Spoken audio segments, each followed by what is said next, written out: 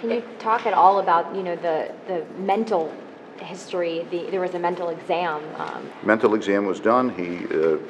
Please keep in mind that that exam is only to determine whether or not he's competent to stand trial. Mr. Vavonese, being the professional that he is keeping available any options, including the defendant's mental state, and that could be extreme emotional disturbance, which would reduce the charge to manslaughter, or it could be insanity, which if successful would mean that he would be found not guilty and transferred to a mental institution. So I don't have any comment about that other than that's exactly what a defense lawyer should be doing at this stage of the proceedings. It's completed though?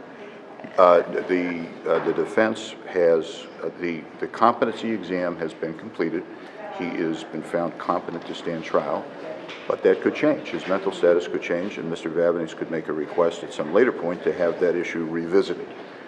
The defense has had him examined by a psychiatrist, and what the order the judge signed this afternoon was allowed us to have our psychiatrist examine him as well. And the kidnapping, because I think most people would think he was her father, so how could there be a kidnapping? I mean, I'm probably getting deep into the law a little bit, but...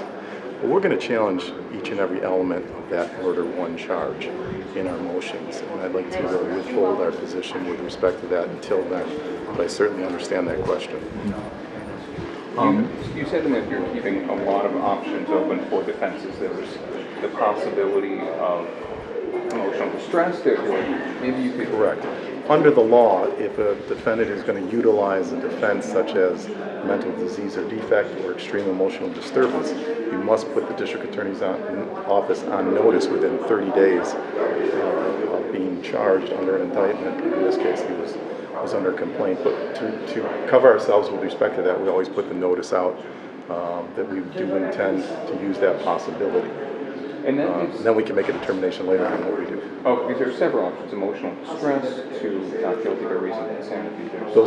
There are two options: mental disease or defect, yes, or extreme emotional disturbance. You have to put the DAs on notice if there's any possible intent to use that. Did you have a chance, Mike, to talk to your client much at all today? Any indication how I talked to my client earlier today. Yeah.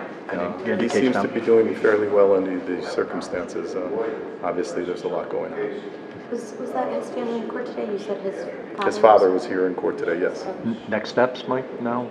Next step is to review the indictment and start to make sure we get all discovery in terms of everything that's involved. All the evidence we'll be reviewing.